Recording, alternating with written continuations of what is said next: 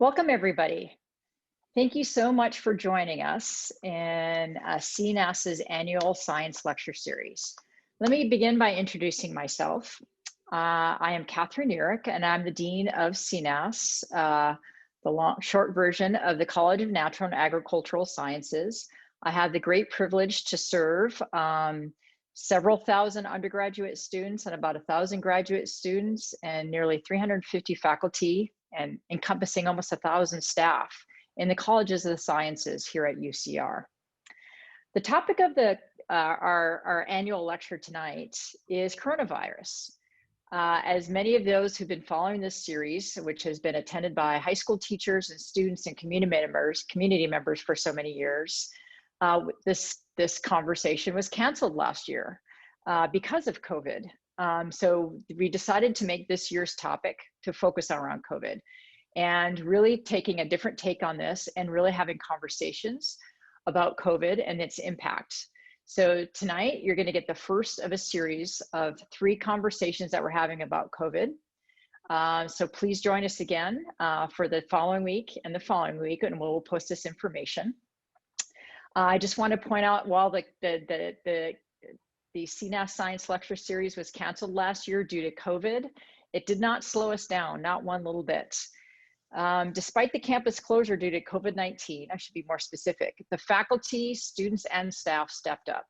But tonight you're going to hear from 2 very special faculty who particularly stepped up and incorporated a variety of ways in which they can contribute to campus.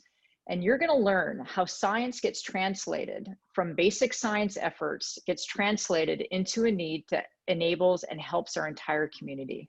So you're going to hear various portions of this tonight. And specifically, over the next couple nights or the rest of the month, you're going to hear about what we can do in terms of testing for COVID, what we're doing in terms of vaccine development for COVID, which we'll hear about next week. And the following weeks, we'll also share what we're learning to better understand this particular viruses that has affected the entire globe.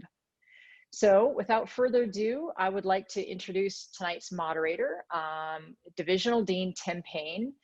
Dr. Payne is a divisional dean that oversees natural and agricultural sciences here in the College of Natural and Agricultural Sciences, and is a very esteemed and distinguished professor in entomology. So Dr. Payne. Thank you very much, Dean Urich, for the introduction. This year's science lecture series on COVID couldn't be more timely. As many of you know, UC Riverside closed in early 2020 to protect the university community from the spread of COVID-19.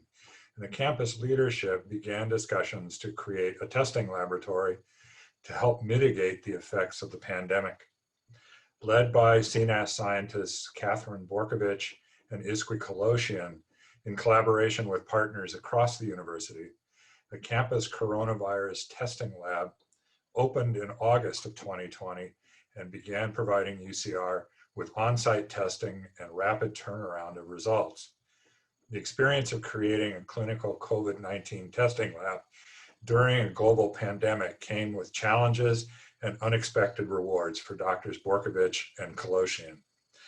But before we hear from Drs. Borkovich and Collection, let me provide some background information on our 2 scientists that were instrumental in creating a clinical COVID-19 lab at UC Riverside.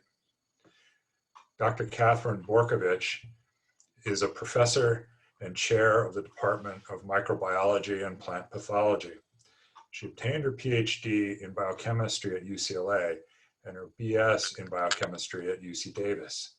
She joined UCR in 2001 following her tenure as an associate professor at the University of Texas, Houston Medical School. Dr. Borkovich has worked with microorganisms during her entire career. Her current research focuses on how multicellular or filamentous fungi sense their environment and then fine-tune their gene expression to allow exploitation of different nutrient sources or to infect plants. Dr. Borkovich was instrumental in the establishment of the microbiology undergraduate major at UCR.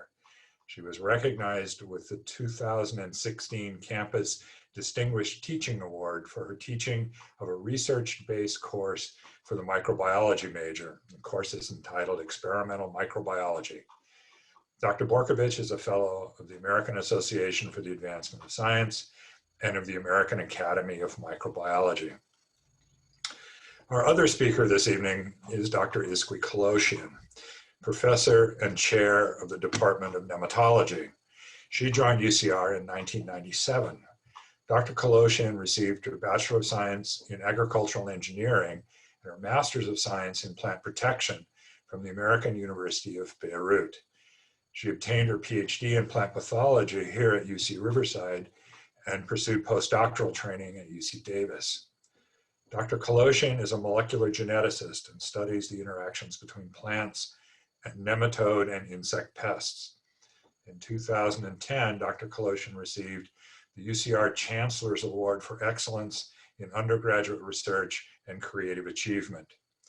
As a recognition of her contributions to agricultural sciences, in 2019, Dr. Koloshian was elected a Fellow of the American Association for the Advancement of Science.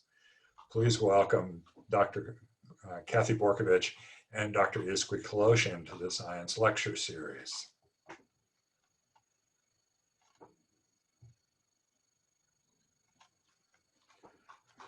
Thank you, Tim, for the kind introduction, and I'm happy to be here today. Welcome. Well, let's go ahead and get started. We're doing it a little bit differently this year than we have in previous years, and we're going to be, as the title suggests, engaged in a series of conversations surrounding the topic of COVID-19, and particularly with regards to setting up a homegrown COVID testing laboratory on campus. So let's start with the question. I just introduced you with both of your bios, and although you're accomplished scientists in your own right, neither of you are a virologist. How did you get started in setting up a COVID testing? So, Tim, I can start out answering that question, and I apologize, I was muted. I wanted to thank you also for your gracious introduction, and I'm really happy to be here. So you are correct, neither of us is a virologist. And however, as you also well know, being a scientist, that many of the methods that we use in modern molecular biology are the same as those used to detect the virus that causes COVID-19. And I'm getting messages here that I need to, my video is on, so I'm not sure what's going on.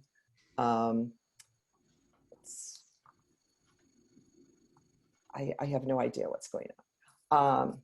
But anyway, I'll just keep speaking. So for example, one of the methods that I'm sure the audience is familiar with is called the polymerase chain reaction. And I'm sure you've heard it referred to as PCR. This is a method that's used kind of universally in many molecular biology laboratories. And is also the prime method we use to detect the coronavirus that causes COVID-19 disease. And I'd like to briefly start out by describing PCR briefly. Basically, it's a method that we use in the laboratory where we can make multiple copies of the genetic material from the virus. And once we create many copies of the virus, we are then able to detect it using instrumentation in the laboratory. If I can add to that, our training as scientists enable us to bring what we have learned from basic research to applied research. And also training in science and in STEM in general, it trains your mind how to approach a problem, no matter if you have seen that problem before or not. And that's the beauty of education in science. And of course, some of the requirements that needed to test this virus, such as using biosafety cabinets, working under controlled environments, and making sure that you are using sterile techniques, all these are approaches and that we use on daily basis in our lab doing molecular biology. I think that you obviously were very interested in the topic and well equipped to initiate the process. Could you share with the audience why we had to develop our own testing lab at UCR? Well, it may look like a distant past, but if you recall, last spring and summer, it was so difficult to find a place to get testing.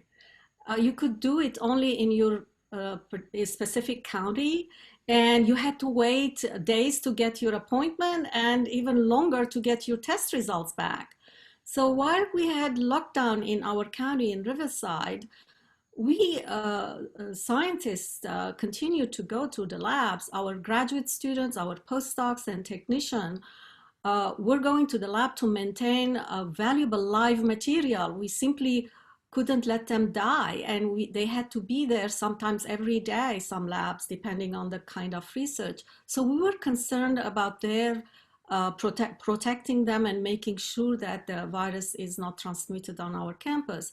And of course, over time, the reason evolved because as we started looking down to the fall and possibility students returning, particularly to the dorms, campus needed also to have a safety measure to monitor student and the spread of the virus or lack of it among our students. So safety was the reason we started this project. And I'd like to add that as Dean Ulrich mentioned, we are the science college on campus, and Isqui and I are both chairs of our respective departments, and we would attend monthly meetings or sometimes bi-monthly meetings of the chairs. And there was a lot of discussion about how could we start up testing, who was going to lead the effort, etc. And then in my own department, which is microbiology and plant pathology, we have some virologists who study viruses that infect humans and other mammals. And they and other people studying infectious diseases in our department felt that we should get involved. Our department itself should be involved in this effort. And so as has already been mentioned, this committee was formed on campus and to plan or to discuss how a lab could be created. And then Dean Ulrich contacted myself and Isqui Collection about whether we'd be willing to co-lead this effort. And I was really, happy to work with Isqui. We've known each other for many years. We've collaborated on a research project, so I knew her well. And I just thought she would be a great person to work with. And so I said yes. And then we started interfacing with this committee that had been formed by Chancellor Wilcox, that included Vice Chancellors Rodolfo Torres, he's Vice Chancellor for Research, and also Vice Chancellor and Dean of the School of Medicine, Deborah Diaz. So we began, having meeting in various subcommittees and planning the testing lab. This sounds like a real grassroots effort here on the part of the college. I know that you both are very distinguished at what you're doing, but you can't do it alone. Who are your team members? How were they chosen? Did the team change over time? Kathy, you want to answer that? Yes, I think we have some slides to show you now. So on this first slide, I'm going to focus on the two team members on the left. So there was myself and Isqui Collection, and then also Professor Rong Hai, Professor Juliet Morrison, and then Matt Collin, Dr. Matt Collin. And both Professors Rong Hai and Juliet Morrison are faculty in my department, and they are virologists that study viruses that infect mammals and including humans. And they were some of the most vocal proponents of getting involved in setting up the testing lab. And in fact, those two were the individuals who performed the initial preliminary testing that was necessary in the lab. So we owe them a lot for setting up the actual test and teaching the rest of us how to do it. And I think Isqui was going to continue. Yeah, we needed also a person who had expertise in, particularly in technical expertise in equipment, every kind of equipment, whether it is PCR or robotics. And it was very clear for us, asking Matthew Collin, the academic coordinator in the genomics core facility of our college, to join us will be a big addition to the team. And indeed, Matt was really helpful in getting all the instrumentation. And he also had connection with the industry and the companies who sell those machines. So having internal connection has always helped to get answers quickly. So we needed another group to team with us, and that is through the community, how we were going to do this. And another obvious person was Dr. Ken Hahn. He is the chief physician of Student Health Services. That is the clinic that deals with all the health issues of thousands of our students. And Dr. Ken Hahn also oversees the clinical lab when students go to have their medical needs there. They have their own lab that runs the test, and that test is a certified lab. And we developed our testing lab such that it will be under the license of Dr. Hans and Student Health Services. Okay, I think the next slide has the current team members. Great. So back in the fall, after the lab had been set up, I assumed the kind of the day-to-day directorship of the laboratory. And we also acquired some new team members. And so on the left are two laboratory assistants, Sophia Sao and Daniel Regoza. And so they're part of the team that performs the testing every day in the laboratory. Later on, in probably October, November, two graduate students joined the effort, and they're on the right on this slide, Logan Collier and Alex Carrillo. And I'd like to point out that although Sophia and Daniel had prior experience in commercial clinical testing labs, they had not had any experience with anything like SARS-CoV-2 testing or coronavirus testing. And the two graduate students on the right, likewise, did not have this kind of experience. So one of the I guess, other products or outcomes of this effort has been that these four young people have gotten a lot of training in viral testing, which hopefully will help them in their future careers. That's wonderful. I have been monitoring the questions that have been coming in on the chat, and Iskri answered one of the questions from the chat about certification, and this is under the certification of the Student Health Lab. So that answers one of the questions from the chat. What types of testing did you consider, and why did you settle on saliva testing? So go ahead, Iskri, sorry. Yeah, if I may, actually, so as soon as we were teamed up, we also we immediately were introduced to the UC system-wide committee. So the office of the UC president then was President Napolitano. They set up a meeting, 3 times a week meetings among representatives of each of the 10 campuses. So we were present along with other leadership from UCR at those meetings. And at those meetings, we're discussing every aspect of what can we do to deal with the pandemic.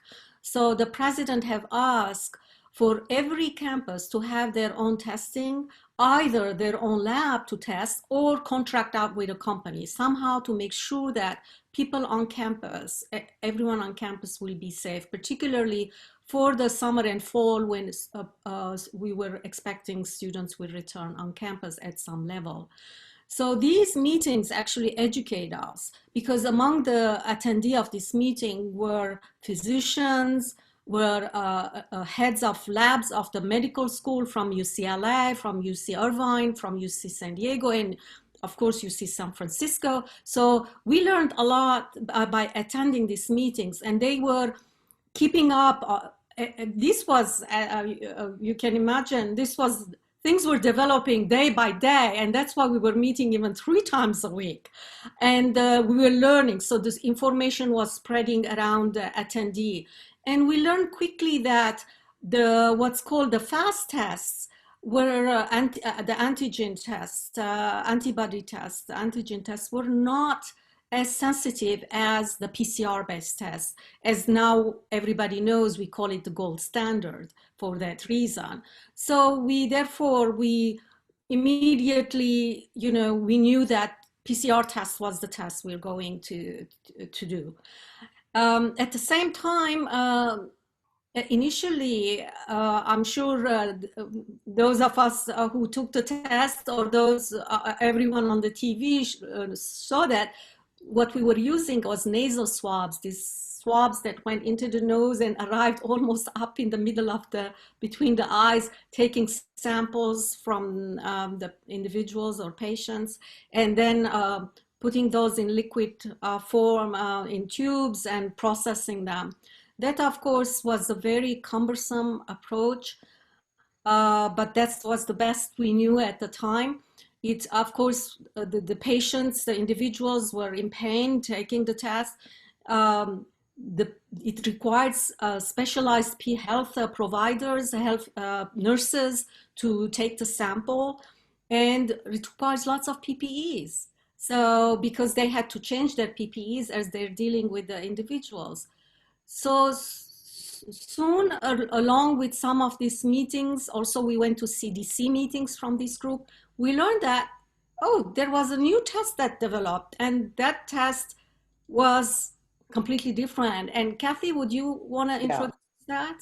Yeah, so our mid to late summer, I don't know if the audience remembers this, but both Yale and the University of Illinois announced that they had pioneered saliva testing for the SARS-CoV-2 virus. And the really nice thing about these methods, the method they developed, is that there were just a ton of advantages. Almost everywhere you looked, it was better than the previous method that ISQUI described.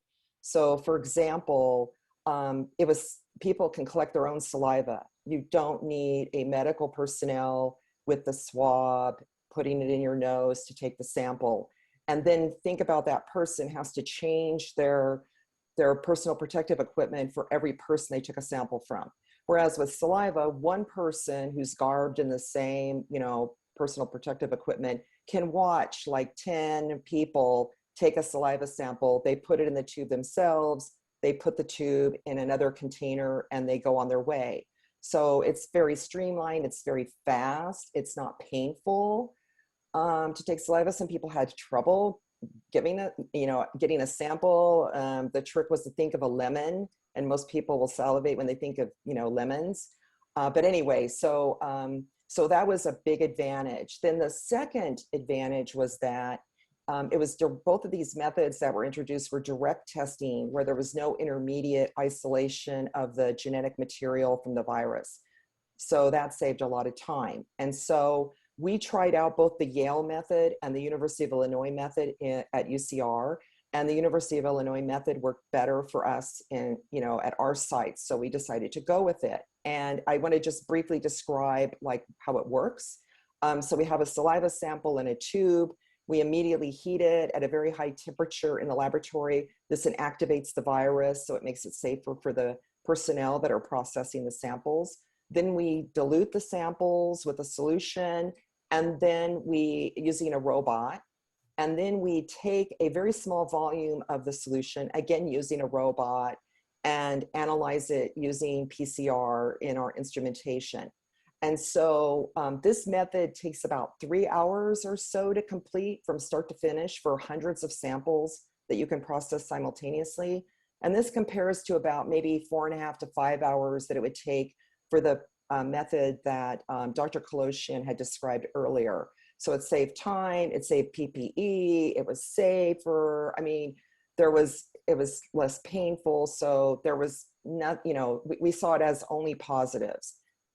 And so that, as I mentioned, that's the method that we ended up instituting for when the students arrived in the fall.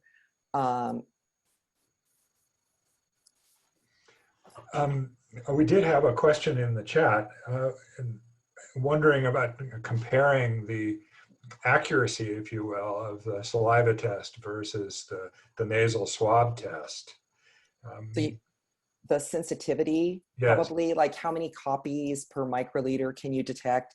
Interestingly, the University of Illinois saliva testing method, the accuracy is not that many fold different than your standard, what we call RNA extraction method, followed by PCR. So people in the audience may be familiar with that term. So the nucleic, where you isolate the genetic material, the nucleic acid, and then analyze that instead of directly the sample. So the University of Illinois method rivals these other methods. And the heating, what's key is the heating step and this solution that we use to dilute the saliva sample inactivates a lot of the compounds and proteins in saliva that interfere with downstream PCR. Okay. You've got a test that you've decided to use. Did you set up the COVID testing lab in one of your research labs? Oh, no. Don't we wish we could have done that? No, we couldn't do that. To comply with testing regulations, we had to find isolated labs that were locked. And we started actually with 2 empty rooms, completely empty. So we had to acquire everything we needed to run this test, including biosafety cabinets. To start with those, we had to find them on campus. So the difficulty was that we couldn't purchase these things. We needed them, relatively speaking, immediately to start setting up the lab. And even if you had the money, you couldn't buy them. There were no sellers. There were no market to buy these things.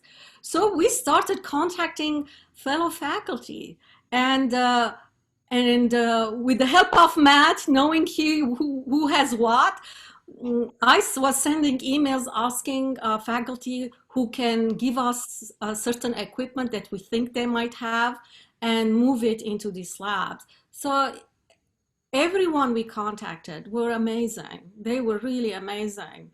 They were surprised, first of all, we were doing this, but at the same time, they said, whatever we have, come and take it. I was particularly impressed with the assistant professors who had just started their research on campus, and they were willing to share or donate temporarily. We promised we will return them once our orders coming in, but they were willing to share and donate this equipment so we can start our testing lab. Kathy, you want to talk about the purchasing problems? Right. So I ended up, so Isqui and I it was divide and conquer. So she focused on equipment and I focused more on supplies and materials, plasticware, all that kind of stuff. So I was in charge of ordering all these materials. And as anyone knows who tried to buy paper towels or toilet paper or some other products, bleach even, in spring 2020, like you'd go to the store and there was nothing there. Well, it was the same with these scientific suppliers. So it was quite competitive to get some of these supplies. Personal protective equipment was also in short supply. So finding, we worked a lot with Student Health Services and the UCR School of Medicine for connections to get PPE that we needed to wear in the laboratory doing the test. Likewise, like Isqui said, for the equipment, we ended up borrowing some reagents from colleagues because we literally could not order them. They were on back order for like 2 months, and that was just too late for us. So, and then we borrowed materials and we paid people back when our supplies came in. So it was quite a kind of a crazy not accounting, but, keeping track of everything for a while there. I felt like an accountant. And one of my other memories of last summer is moving things into this new lab when it was 100 and something degrees outside, and using a truck, and then also placing orders and hoping that the order of a precious reagent would come in as it was promised, checking on delivery trucks, frantic emails to staff. Is this arriving today? Please contact the company rep. So that late last summer was pretty crazy. I've even heard a rumor that you actually had to make some of your own supplies. Yeah, well, I'm afraid that rumor is correct. We had to engineer some stuff. For some reason, it occurred to me we needed a 3D printer. And I'm so glad I came up with that idea. And we ordered one, because soon after, they also disappeared from the market. We had to make plastic racks to put the tubes in them, and for the robot to use. And the robot is, it needed special holders for these two.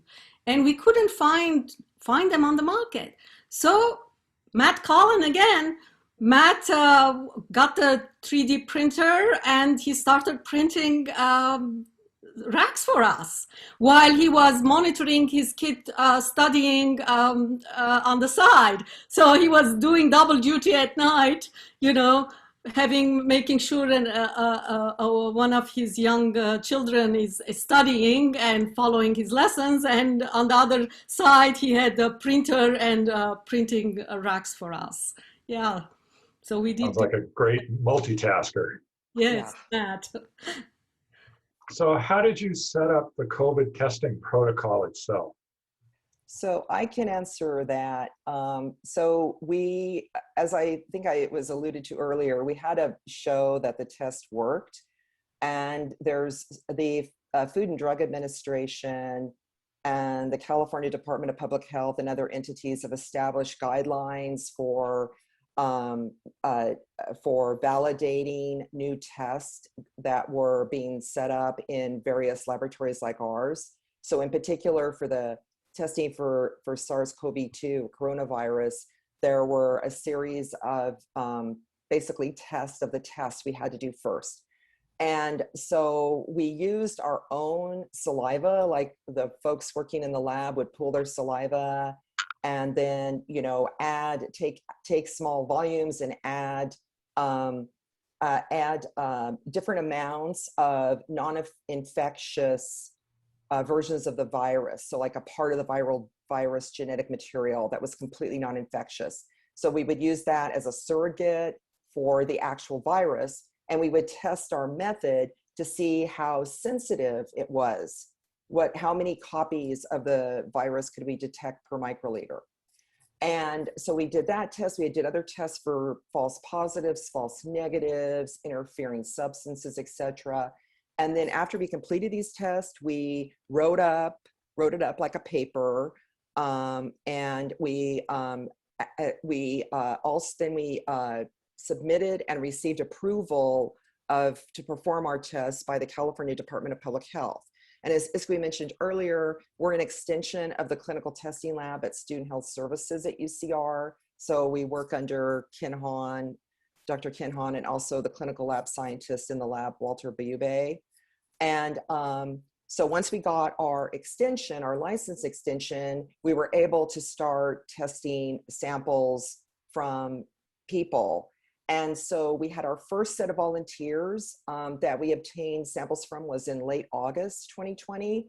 And then in September, we were ready when the thousands of undergraduates returned to the dorms and on-campus apartments at UCR. We were ready to test them. And we set up a regimen to test them twice per week. And at this point, we've performed over 26,000 tests. It's getting close to 30,000 now. So there was a question from the chat that relates to this. They were interested in knowing what the rate of positive samples was with all the tests that you've run.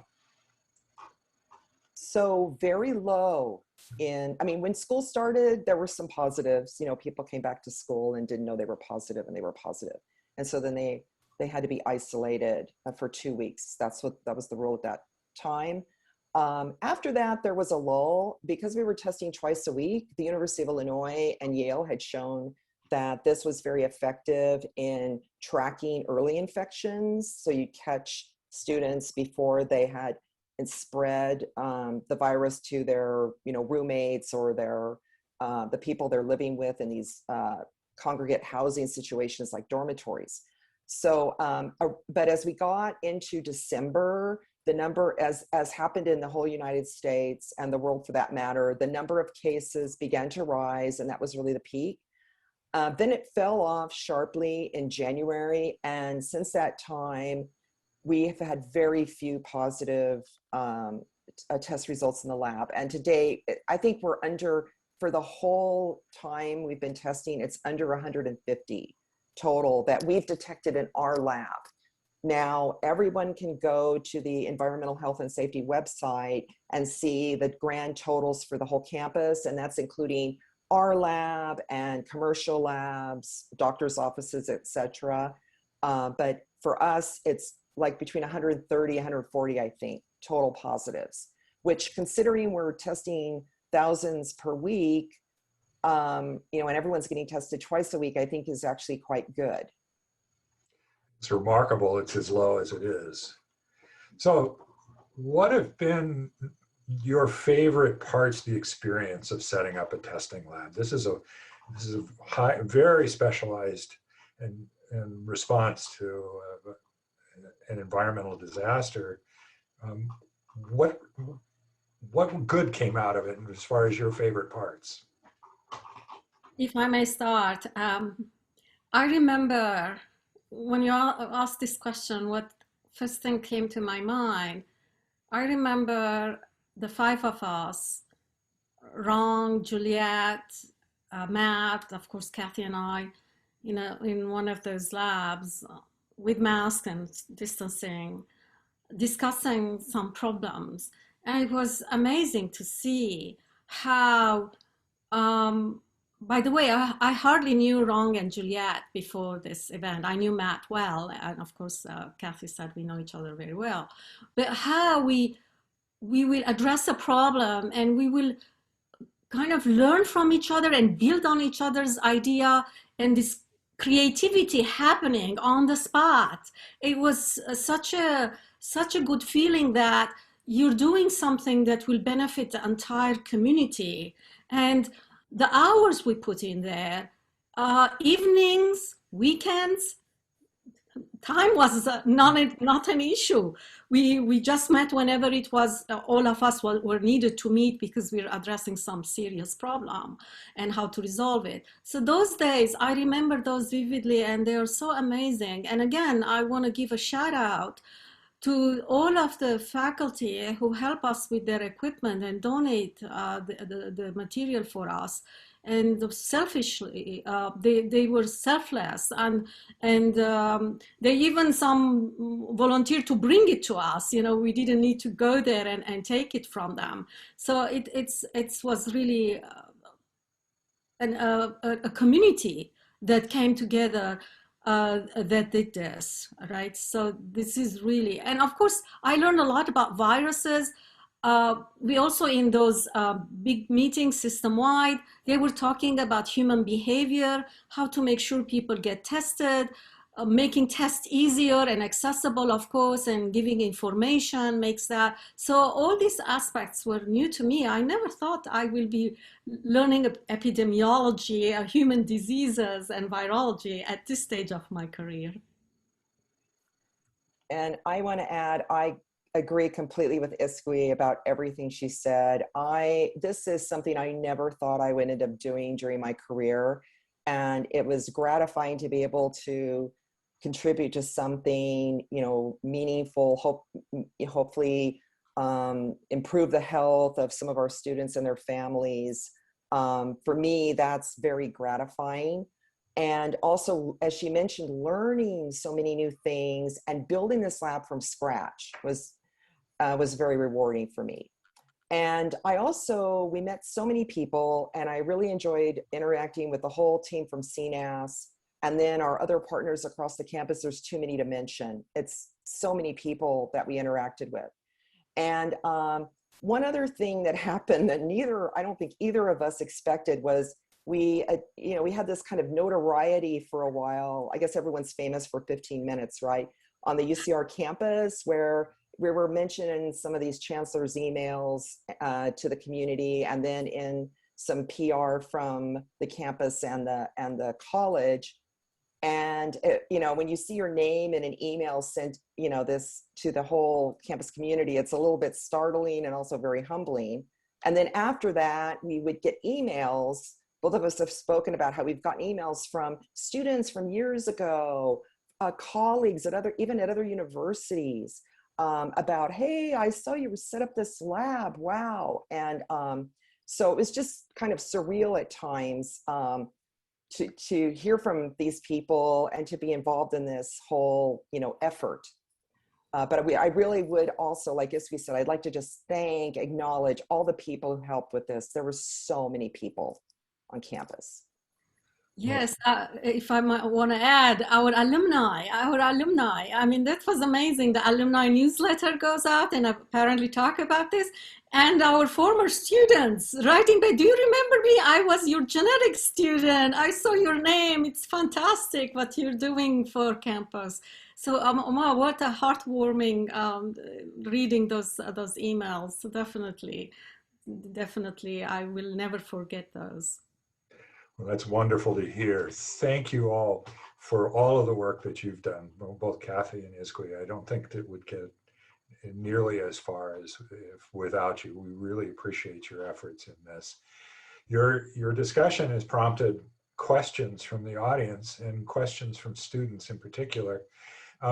For those members of the audience, if you have questions, please type them in the chat. We'll try and get to as many as we can. But I'd like to start with questions from the students. These are students that are part of the CNAS Science Ambassadors program that have joined us this evening. And the first student is Shuklahoma, who is going to ask their question first. Hi, my name is Shloka Homa, and I'm a second-year CMDB major. The question I had is, what is the future of testing at UCR, and what will happen in the fall when the campus does plan to reopen? Yeah, I'll answer that. As you can imagine, this is we have an evolving situation. Fortunately, in our state, at least, the evolving situation is towards the good, although some states are struggling with the pandemic at this point. So the campus is monitoring the events closely, and they are considering different type of testing. But at this time, it's too early to say what will happen. However, we also, of course, we are closely monitoring vaccination and what proportion of our students will be vaccinated by the time fall comes. And there is information about this and continuously being updated on the UCR website, campus return website. Probably we can provide a link for that for those students who are not aware of that. It's something that it will be good to check periodically because updates are there. But no matter what happens, that the campus leadership is committed for the safety of our students, and they will make sure that students return safely and that CDC and the state regulations are applied on campus. Awesome. Thank you so much. Welcome. Thank you. Thank you very much for your question. I think we'll go to the next student, then Sabrine Hossein, would you like to ask your question? Yes. Hi, my name is Sabrine Hossein. I'm a fourth-year biochemistry major. I actually had Dr. Collection for genetics, so it's nice to see you again. So I actually have two questions. My first question is, are you able to detect and distinguish the different variants of the virus? So I can answer that question. One of the variants, our PCR test can circumstantially identify, and this is the UK variant. However, all the other variants require sequencing of the virus, so determining the DNA sequence of the genetic material. And so we have not been doing that. However, we are in the process of applying for the license or the permit to sequence just the viral genome in some of our positive samples, and to track like these variants, to start doing that. But at this point, we have not started that yet. Okay, I'm excited to see what you guys will do. Second question, Governor Newsom is planning to open California by June 15th. Do you think that we have the resources to address the potential rise in coronavirus cases? Can you repeat the last part of your question? Do you think that we have the resources to address a potential rise in coronavirus cases after California plans to open on June 15th?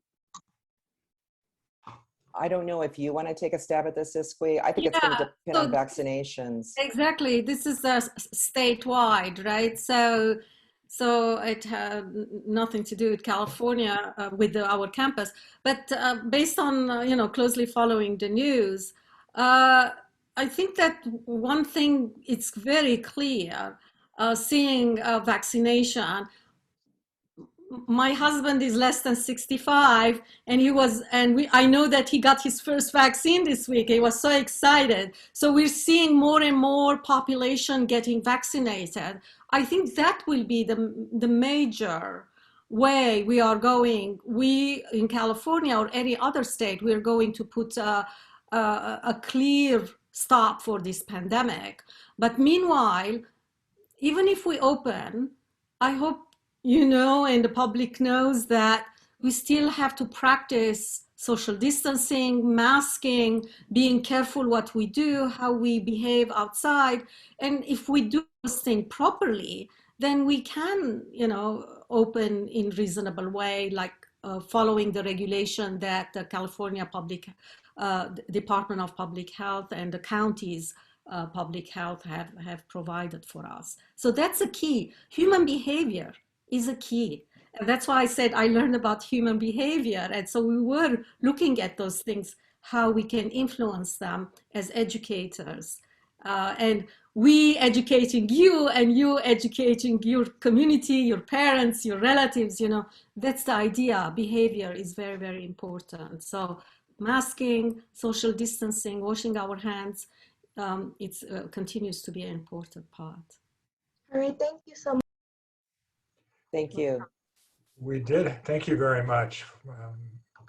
Appreciate your question. We did have a question from the audience, from the chat, and it addresses what Isqui was just talking about with regards to education.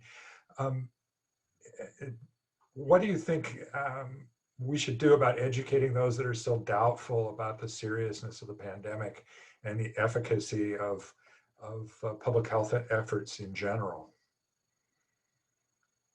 That's a very difficult question. I think each of us in our own sphere can reach out to our friends and family and check on who's been vaccinated, who hasn't, encourage them to get in line and get their shot when it's their turn. I know myself, I've been asked about vaccines by colleagues, people I know, and I've always encourage them to, get the vaccine. So at this point, I'm not a public figure, So my power sphere is more the people that are around me in my neighborhood and my community. And so I think if each of us at UCR as scientists, if we reach out, that we could actually impact a lot of people that way. Thank you very much. We have another student, Urva Patel, who would like to ask a question. Hello, I'm Urva Patel. I'm a fourth year neuroscience major at UCR, and my question is, what does a false positive or a negative test mean? Okay, so I will start, I can take a stab at this. So a false positive is usually defined as someone tests positive one day, and then maybe they don't believe it, they feel fine, they go back and they get another test, like in a day or so, and they're negative, and they never develop symptoms, they never come down with COVID-19 disease. And the way this can happen from a lab perspective is it can be due to contamination during sample handling. Like if it's very important in these testing labs that we observe we're exceptionally careful about cleanliness. We're constantly cleaning all surfaces with either bleach, wipes, or ethanol. I mean, it's a very, we have to do this to mitigate both the danger to ourselves in terms of becoming infected with the virus and also through contaminating our testing. And then the other way you can get a false positive is actually during the analysis of the results, which a lot of, we use computers attached to our PCR instruments that generate reports or generate the data. And it's very important, we have found, to check the actual data from the run against what the computer report tells us and make sure they agree. Also, you have cases of two samples next to each other if they're both positive. That's like a smoking gun. In those cases, at least in our lab, we always retest because there could be contamination of neighbors sitting in the same rack. A false negative is, I think, much more common, where somebody tests negative and they think they're fine, and then a week later they're ill and they've infected all their roommates. And this is because these tests are only good at the point in time they're taken. So somebody literally could be exposed, could give a sample to us, let's say, go back out, go back to the dorm, take their mask off, interact with a friend and become infected, and then come down, with the disease. So that I think is very common, that people say, well, that was a false negative. It's very hard to prove that it was a false negative, and not just that you weren't positive at the point in time you were tested. It also could be that the titer of the virus is too low. So you're in the early stages of the illness. And that's why at UCR, we instituted this twice a week protocol in order to catch these people that maybe Tuesday, we couldn't detect the virus, but by Thursday we could, and then they can be isolated. And I also mentioned, and this is also why the NCAA for all their athletes has required 3 times a week testing. And we've actually been testing all the UCR student athletes since January.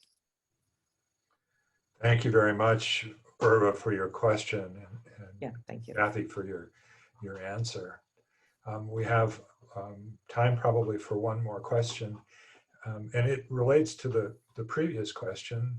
Arya Sharafat has a question she'd like to ask. Hi everyone, my name is Arya Sharafat. I am a third-year cell, molecular, and developmental biology major here at UC Riverside. And my question is, what does an inconclusive test result mean? Kathy, I think you can answer this better than I do. Okay, so that's another one of these results people don't like to get. So what inconclusive means is, at least in our lab, we test for the presence of 3 viral genes. And if only 1 is detected, that's an inconclusive test. If 2 or more detected, you're a positive. So an inconclusive test does not mean the same as a negative. It means literally what it says, inconclusive. And the recommendation is that you isolate and get retested as soon as possible to see whether you're a negative or you're a positive. Thank you very much. Aria, thank you for your question. It looks like we've got time for one more. Carol Wan.